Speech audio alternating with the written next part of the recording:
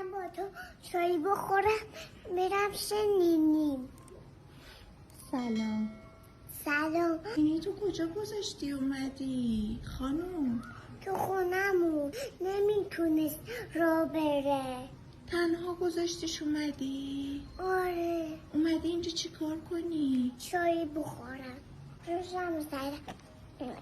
چی؟ روشم زدم اومدم. روشم زدی اومدی؟ آره. حالا خانم چرا اینقدر ناز و عشوه داری شما؟ شیطونی کنی میندازمت بیرون که کثیف بشی. بیام خونتون شیطونی کنم؟ آره. نه خانم منم بزرگ شدم. نینی شما نینیتون شیطونی نمیکنه؟ چرا این شیطونی میکنه؟